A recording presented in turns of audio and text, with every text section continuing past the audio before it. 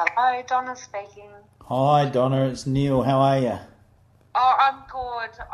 I'm sorry, it's very late, so if I sound tired, it's because I've been up a long time and I've worked today. But yeah, I was keen to get in touch with you because basically what I saw the other night just didn't fit a fox. It didn't fit a dog. It's definitely not a dog, but it was just, I wasn't really expecting what I saw, and because I saw the lump in the middle of the road, I was like, oh, someone's hit a bloody kangaroo, and I slowed right down thinking, I'm going to have to avoid this, and I just left Snacks Alley to go back to Smilesdale, and I slowed down because I'm always nervous about kangaroos. And suddenly it lifted its head and it was licking something off the road like a dead rabbit. And I kept thinking, oh, you're a big fox. And then I was like, oh, that snout's really long and the back's really weird. And then it sort of spun on its hind legs and did this funny leap where foxes just like run off the road. And they slink down and run off the road. And I was like, God, you're big. And as I got closer, I was like, you're huge. And as I passed it, I was like, you didn't have a foxtail. You've got this like long tail that doesn't fit the picture. And all of that was sort of processing in my brain. And then I did a U-E and went back and grabbed my camera gear out of the back of the car and put it on the front seat and went slowly back, and of course it was gone and there was a lot more traffic on the road, but it was just weird. I'm sorry, Neil, but I had actually listened to a report that you took from a vet In Victoria? southeast of Ballarat around in February. Yes. So, yes. Jane? Was Yes. it Jane? Yes. Yeah. And I was like, seriously, this could be what Jane saw. Like, I was like, this doesn't fit a fox. Like, when I saw what I thought was the carcass of a kangaroo in the road, it was large. But when it lifted its head up and it was licking at something, the hindquarters were sort of too full. They were full like a kangaroo, but they weren't. It wasn't a kangaroo, if you get what I mean. It's like So the snout was too long. Yeah. Oh, you're a big mangy fox. And then I was like, oh my God, you are huge if you're a fox, because you've taken up my side of the road. Like, it was, as I passed it, I went, this doesn't all add up. And then the tail didn't add up, and there was no white on the muzzle. It was sandy, so I don't know. I can't tell you if I saw stripes. No, that's okay. That's okay. Because it was in the moment, and it was like, took me a minute to process it before I went, I'm going to do a U-E and go back. This is just like, it's not a fox. So, are you in the high country? No, we live out of Ballarat, so I'm about 25, 30 k's out of Ballarat. Okay, same sort of area. Yeah, so same area as Jane. And it was a friend of mine actually that I do a lot of wildlife photography. So Linda had actually messaged me and said, oh, Dan and I have just watched this thing about a thylacine southwest of Ballarat that was back in February, and I listened to it. And I was like, oh, it sounds like it must be out near Linton, and it could be like that panther thing, because there's lots of reports of panthers around this area at times. And I've had a bit of a thing about these panthers because I've seen one, I've heard one. And so I'm often on the, back foot about panthers. Sure. But this thing wasn't anything like a cat. Like, it didn't even enter my head that it was a panther. It was like, there's a dead kangaroo on the road. Oh my God, no, it's not a dead kangaroo. It's just lifted its head and it's licking up something off the road. But it was just not it was just, as it turned, I was like, you didn't run away like a fox. You leapt sort of funny off the road, and I actually got home and messaged her and said, are you up? I think I've seen that thylacine thing. And she said, I'm at the front door. So we drove back out there with torches and went right around the area, and we couldn't see anything.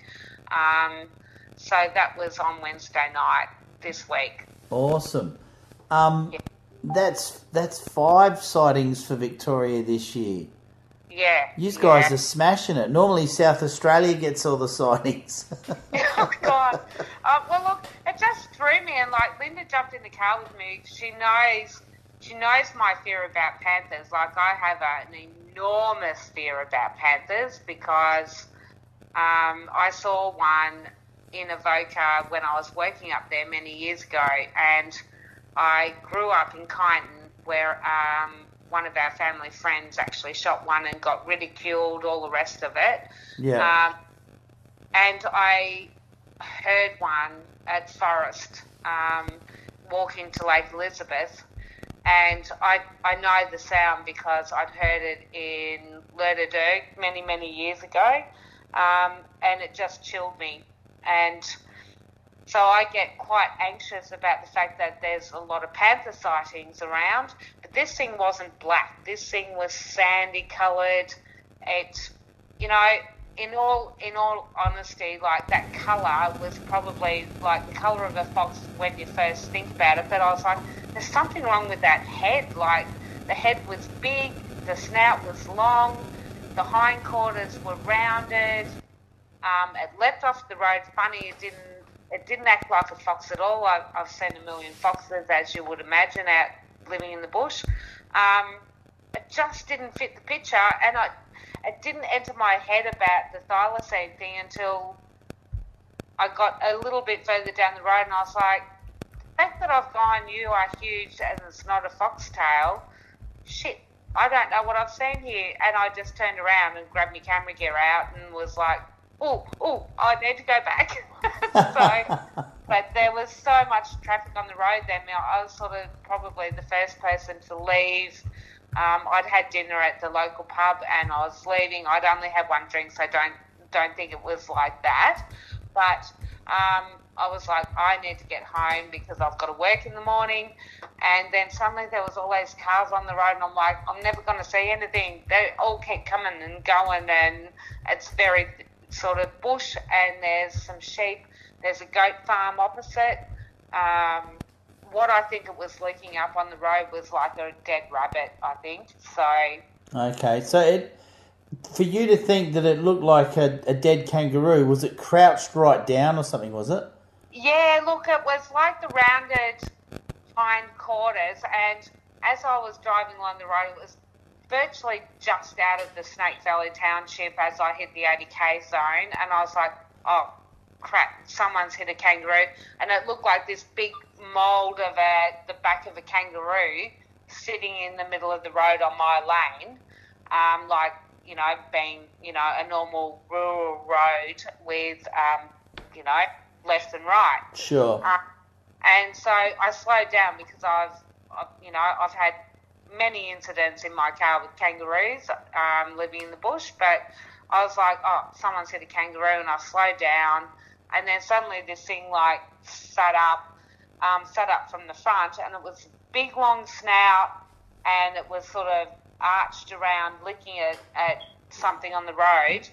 And then as I got closer, it was like it sort of sat up and did a twist around, like normally foxes will just slink down and run off the road.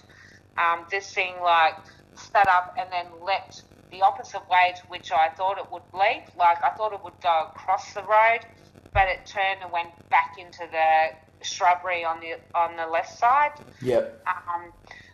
And it was just the gait that it leapt with, and I was like, and it had a funny tail, like it didn't have a fox tail, and it had no white. And I was like, oh, God, you're huge for a fox. And then as I got past, I was like, that wasn't a fox. Like there was no white, it wasn't a fox tail. Maybe mangy fox, I don't know, Neil. Like Mangy foxes generally look sick. Yeah. Because This mange like makes them look really ill. It's like genital area, like, it had like a thicker body and quite, when you see a thin fox and it's like narrows up to the genital area before the hind legs. Yes. But it just wasn't right. Like it just didn't sit with me. I looked at it and I was like, nah, that's not a fox. That was after I passed it. I was like, that actually wasn't a fox. So, I can't tell you if I saw stripes because it was all so quick. Like, sure. Do you recall what colour it actually was? Yeah, real sandy colour. Like a real sandy beige colour. Okay, so quite pale. Yeah, quite pale. But it was a long tail that threw me because it was like a long tail, but not bushy like a fox. Like there was no hair in the tail at all. The animal was way too big to be a fox anyway. And to be a fox, like my immediate thing, like I said it to myself as it leapt away. I was like, oh my God. Oh, well, I actually didn't say that. I probably said something else, but I was like, you are huge. You are huge. And it was the fact that I went, the snout didn't look right, and you are huge, and the tail didn't look right, and you've leapt away from me. And as I've got 2 seconds up the road, I'm going, actually, I don't reckon you were a fox. And that's when I've just done a Yui and come back. And like, I'm going to look for you. So. Well, at least you had the initiative to do that. Most people go into shock and don't even think of getting a camera out because they're just dumbfounded at what they're seeing. I carry my camera everywhere I go, Neil, because I'm an avid photographer for wildlife. I always have my camera gear with me. But I wasn't actually in the mindset. It was like a night out with people I haven't seen for 2 years, and they'd been sick, and so I wasn't in the same mindset that I normally have if I'm driving around at night with my camera gear. Sure. But I always have it with me because I had this thing about the amount of panther sightings that have been out here, and like it was not a panther, it was not a cat, and it was not a dog. Well, and the fact that it's got a long... Like, you are not a fox. Like, at first I went, you are huge. And then I was like, nah, you're not a fox. So, who knows, Neil? But I just needed someone to know what I saw. No, that's fantastic. I appreciate that. So, have you photographed dingoes at all in the wild? Yeah, I have. So I've photographed, over the last 8 years, I've been heading up to the Snow Mountains at Kosciuszko. Yeah, I had a look at your profile before I added you to the group. That's why I asked you if you're in the high country. Yeah, no, I'm not, but I spend most of my spare time up there. At the moment, I haven't been able to get up there with COVID, and I've got 2 sick parents at the moment. So okay, yep. Yeah, Mum's just gone into hospital again last night, and I was sitting here tonight going, while she's in hospital, maybe I could just head to Tumbarumba. But yeah, basically I've photographed dingoes up in the Snow Mountains, wild horses.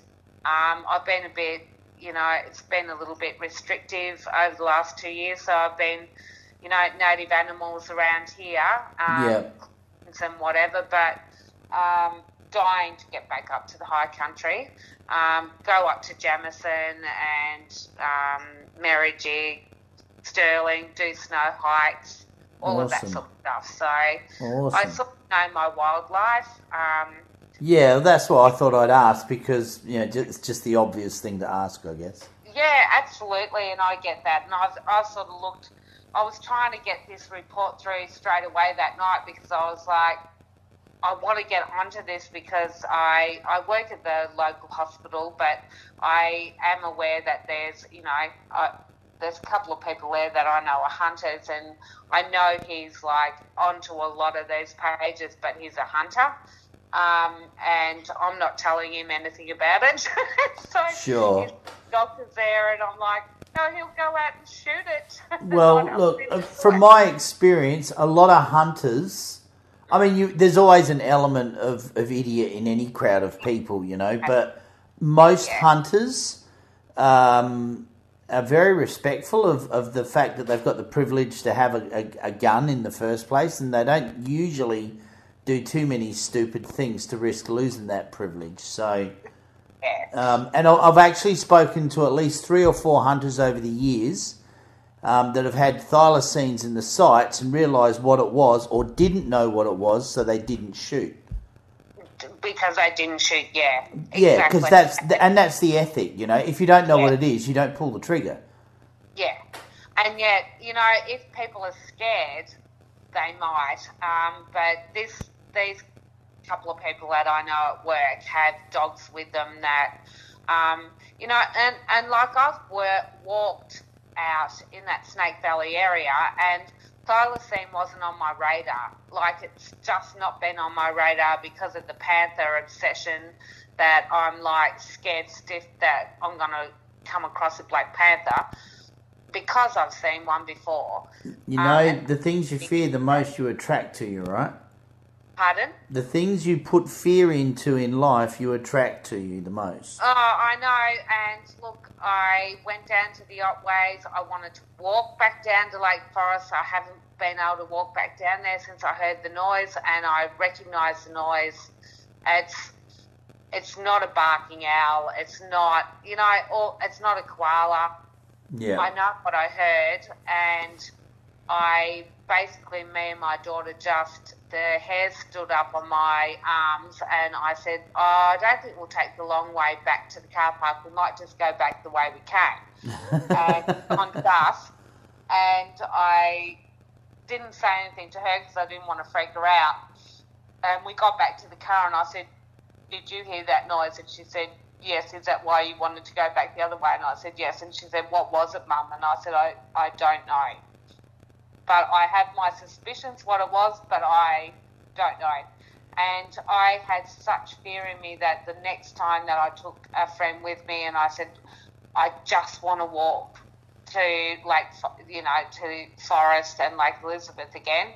And we only got 50 metres down a track. And I'm sure it was a kangaroo a koala that time. Right. But that was enough for me. The minute I heard that noise, I was like, no, I can't do this. So how long ago did you actually see a panther? Would have been, when did I get married?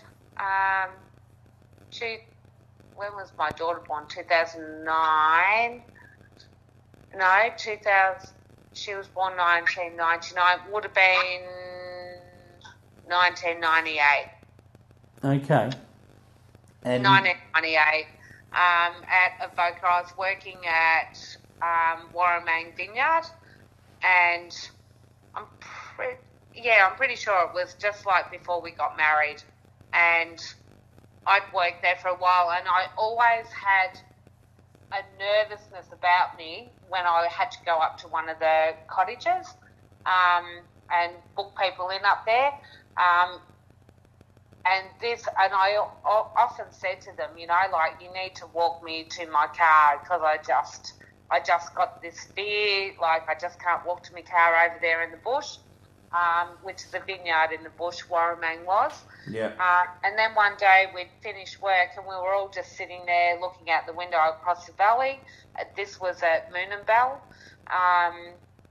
And we saw this panther just sitting on the side of the dam, and it turned sideways. It would have been, you know the size of a panther, and you can see it, and it walked in a cat-like fashion over the back of the dam and disappeared. So more than one of you saw it? Oh, yeah, there were 3 of us sitting in the bar. Yeah, right, okay. Like, so the chef, the main waiter, and me, who had been working in the office, but I didn't have camera gear at work at that stage, but I saw it. Yep. And we all agreed what it was, and we grabbed the binoculars, but it had gone. And many years before that, when I was about 18 and I'm 55, I'd gone to Lerderderg Gorge and I heard a noise that I've never heard before. I've heard koalas. I've grown up in the country and in the bush. I've heard koalas, and I heard a noise in the bush at Lerderderg Gorge, and it chilled me. And the only other time I've ever heard that exact same noise was when I went to Lake Elizabeth in the Otways, and that was probably 3-4 years ago. Yep. And that's when my daughter and I turned and walked back to the car quickly. Yep. And it just chills you. It's like a noise that, it's like a woman screaming, but it's more chilling. I don't know how to describe it to you, Neil, but it has actually halted a lot of my hiking on my own, which I used to hike a lot on my own through those areas, and I don't go alone anymore. Yeah. So, there are a lot of big cat sightings in Victoria. Yeah. I mean, they're in every state, don't get me wrong. They're even in Tassie. But people get ridiculed for bringing them up, so I don't say much to anyone. Sure. But it freaks me out a little bit. And there's also a lot of sightings of Thylacine in Victoria too, which is the marsupial lion. Yes, and I've seen a few of those reports. I've never really looked into the marsupial lion, and the only reason that I'd even thought of the Tassie tiger or the Thylacine was because Linda knows what I'm like with the Panthers. She was with me when I said, no, we're not going any further down this track. I'm freaked out already. I can't do it. Yeah. And she's come out with me. I've done a lot of night photography as well, so I'm out a lot at night. I'm in touch with a lot of night photographers. A lot of them report things that happen in the night. Yeah. So we shoot auroras, we shoot the Milky Way, but I'm always very close to my car. I don't tend to leave the safety of my car anymore. Yeah. But yeah, I actually spoke to a photographer that had a magnificent shot of Lake Elizabeth and with the Milky Way, and I said, oh, how was the road? Was it still very corrugated getting down there? Didn't say anything else, and he was like, yeah, very corrugated. And I said, it'd be a bit scary down there at night though. And he said, I was totally freaked out, heard a noise I've never heard before, and I was like, oh, really? And I was like, what did it sound like? And he came back with exactly the same description as what I had, and that his hair stood on end. And so for me, that was sort of a bit of confirmation that someone else has heard the same thing I heard down there. It may be of some relief, probably not much, but there are reports of thylacines, a male thylacine. This came from South Australia. Yeah. But there's some reports of a male thylacine that used to come through annually through an area in the southeast of South Australia back in the 60s and 50s. Yeah. And when he came through, he used to make a noise that was described as a woman crying over a dead baby. Okay. Now, because I haven't been able to, I haven't looked into or even Googled, or I don't know what sound a thylacine would even make, because, like I said, it wasn't on my radar. It's been Panther stuff that has been, a little bit freaky for me. Yeah. But I don't know, do thylacines make that noise? Well, we've got a couple of recordings on our YouTube that we are pretty certain are from thylacines, but speaking to an Aboriginal lady in the Flinders Ranges in South Australia, she reckons they make at least half a dozen different noises. Oh, okay. Yep. So, it's up for grabs, really. It's possible. And, there's something, I guess it's because I don't know as much about the thylacines, but... Sounds like you're going to learn a bit more. Yeah, and I want to, because I wasn't scared of whatever jumped out on the road. If that had been a panther that had jumped out on the road on me near Snake Valley, I wouldn't have been able to like think. I would have been scared. All of those things, because that's the fear that I was having. This thing didn't scare me at the time. It was like, it was just unusual. Yeah. What is that? Yeah, What is that? You are enormous if you're a fox. And then it's like, my brain just went, oh my God, that is what Linda was telling me to listen to that podcast. And I was like, oh my God, that matches it. And I messaged her as soon as I got home. So I saw it about 9:45 at night. Last Wednesday night. I got home and I'd done, like a bit of a run around, and I got home and it was probably 11 o'clock, and I messaged her and I said, are you up? I think I've seen the Thylacine, and she said, I'm at my front door. So I picked her up and we went back out with torches, but we couldn't see anything. Yeah. I was right around sort of the area, but... they're not known to attack people. They're known to follow people out of curiosity, but so they will they attack them? No, they've never been known to actually hunt people and attack people. I only know of 2 people that have been bitten by them. One was David Flea, got bitten on the bum when he was in the enclosure with that one in Hobart Zoo in the 1930s. And then there was a report. Remember the Australasian Post? Yes. There was a report I saw in there when I was a kid, when I was about 13, 14, where a guy had the tip of his thumb bitten off because it went to jump over the fence, and he grabbed it by the tail and it swung around and bit his thumb off. Of course. You don't, grab the tail of any animal, really. So.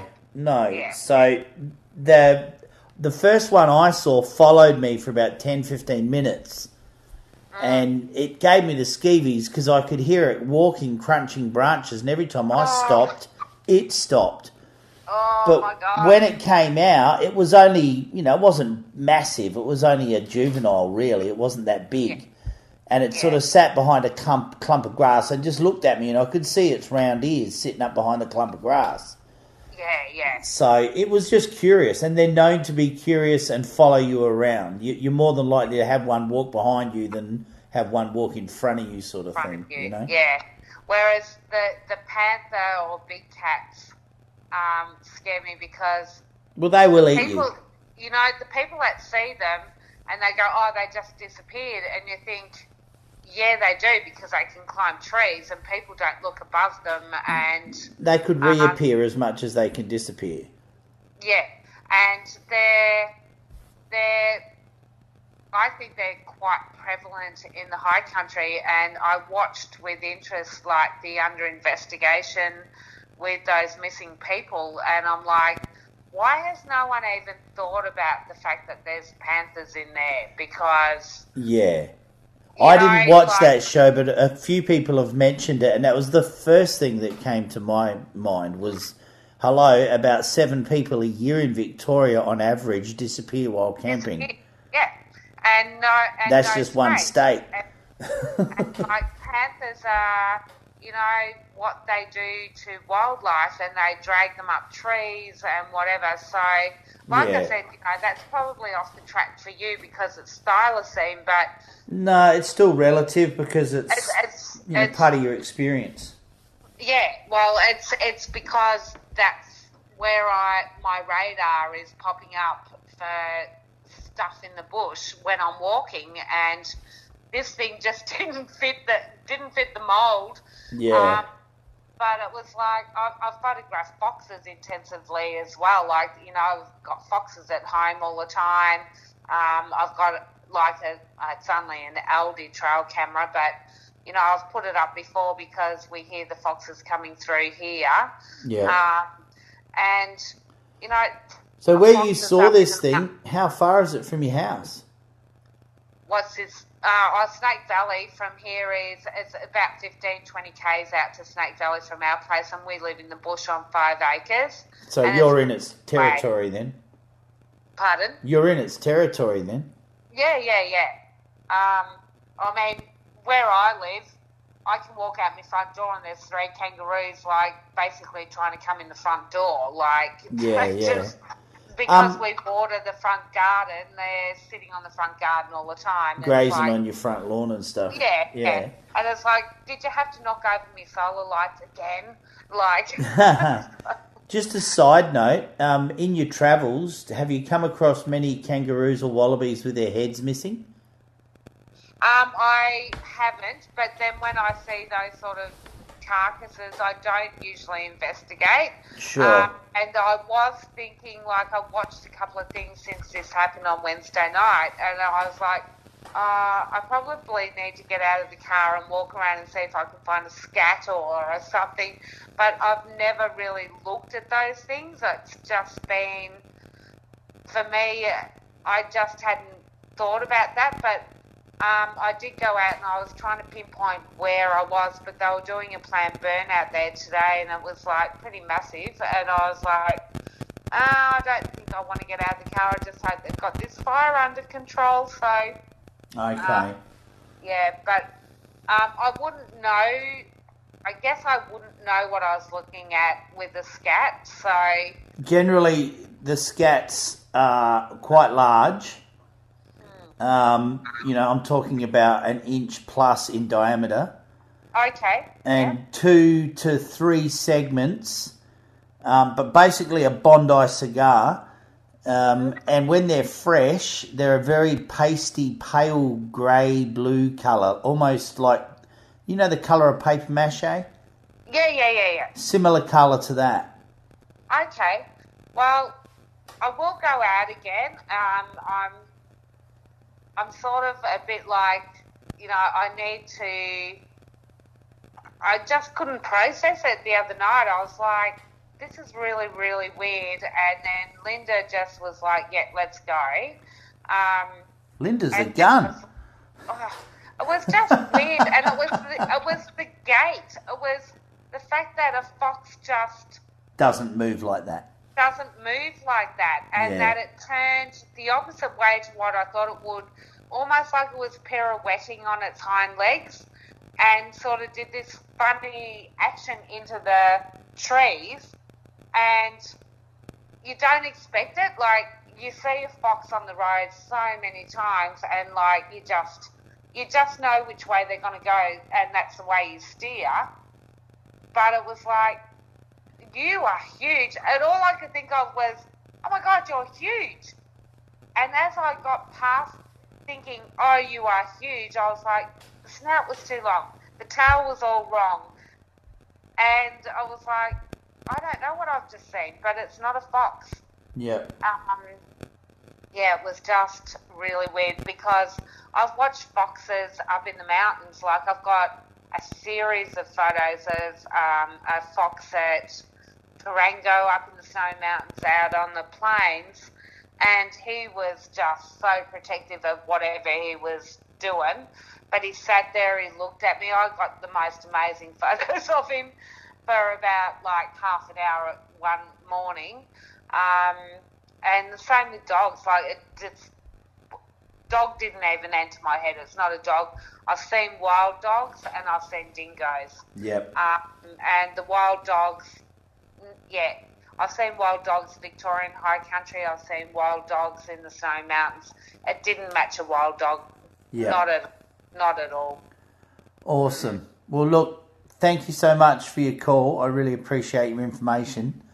Yeah. I just hope that if they are around, this is like so exciting. Like, well, that burn will get them moving. That's for sure. Yeah. That controlled burn will push them around a bit.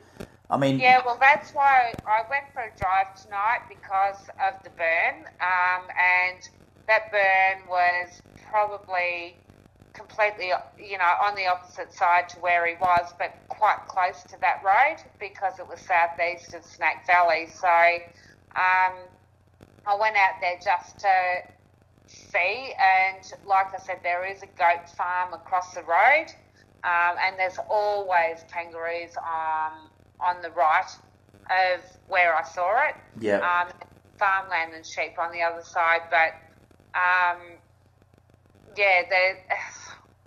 who knows, but I just wanted you to have the information, because if you guys can get out there before people know about these things. I won't do anything public.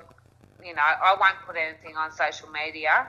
It's actually about finding them and protecting them. So, well, that's the aim of the game. I mean, the government swears black and blue they're extinct, but you know, they swear black and blue about a lot of things that turned out to be total crap. You know, the government wants you to believe there's 14,000, you know, brumbies in the mountains, and I can tell you from 8 years of going up there photographing brumbies, there's not 14,000. There's likely to be 500 at the moment because they're trapping so heavily. But, you know, and they're just a scapegoat for the amount of pigs. The pigs are huge. The pigs are so huge in the mountains. Like, I don't like to walk too far, and I don't carry weapons or anything like that with me. But, you know, wild dog packs at night can be up to 10 dogs, and that's scary. You can't walk around with 10 wild dog packs.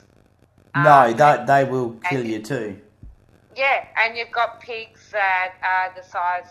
I saw a pig cross me in the Snowy Mountains, and I was like, oh, is that a foal on the road up there? And then I was like, oh my God, it's a pig. Yeah, they get massive.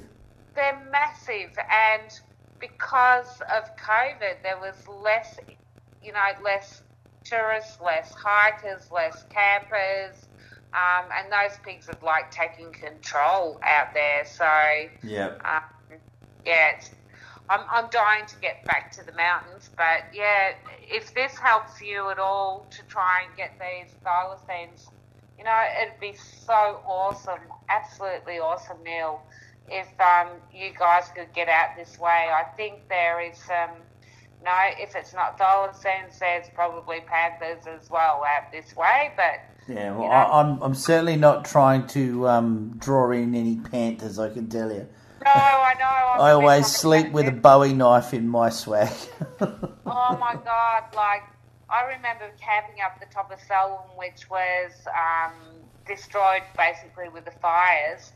But I camped up the top of there, probably 2016, and my friend was sleeping in her car, and I set up my tent on the, you know, like on the top of the hill, and about 3 a.m. I felt like there was moisture, there was stuff dripping on me, but there was something I felt a bit uneasy about, and I got out of my tent and slept in the car, and I'm not going to stay in the tent anymore, I'm going to jump in the car. And in the morning she said, you didn't stay all night in the tent. And she said, did you hear the dogs? And I said, no, I actually didn't hear the dogs, but I felt like something was breathing around the tent at one stage, so I got out. And she said, the dogs went ballistic. And it was about an hour after I got into my tent, got out of the tent and into the car, and I obviously didn't hear them. And she said they went ballistic, and I was like, I must have had a sixth sense. Yeah. All right, then. Well, look, thanks so much for your info. Keep in touch with me, Neil, and I really hope that I'll keep looking around the area, and I'll have my camera gear there. It's always difficult to get photos at night unless you've got a tripod. When you get a chance, have a look at our website, because we've got a lot of evidence of footprints and stuff on there. Yep. Okay. Our website's the same name. Thylacine. Thylacine Awareness Group of Australia.com.au. I had a quick look last night and read a couple of the reports, and there were some around Buchan and those places, but I'll have a better look. It was just, I was a bit tired last night. Sure. Have a look in the gallery, and then there's another page on there called The Evidence Thus Far, and there's a photo of a scat that I found in Tassie that was a thylacine scat. We got it DNA tested, and it came back with numbat DNA in it, but there's no numbats in Tassie, and they're the closest living relative to a thyla. Yeah. And this thing was a Bondi cigar. If a numbat had pushed it out, it would have turned it inside out. So. Yeah. And I mean, this is what gets you goat a little bit. It's like I've read a lot of stuff on and I've listened to all the podcasts on the Missing Panther podcast. Yep. And they actually took a scat from a black panther in a zoo. Yeah. And it came back as dog. Yeah. And you just makes you wonder, doesn't it?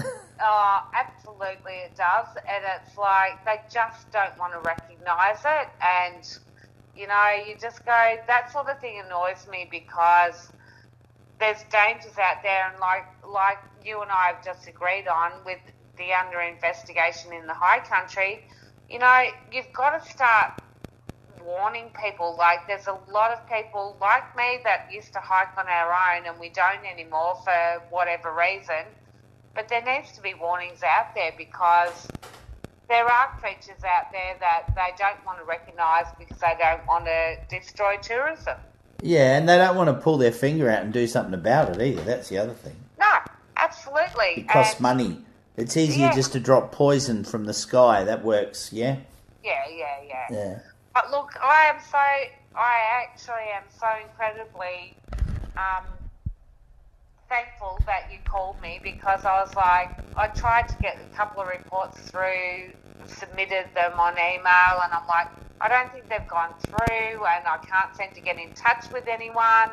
And this thing you sort of need to act on it as soon as you do it because otherwise you don't know what's going to happen next. So, yeah, thank you for contacting me. I'm really, really, really grateful.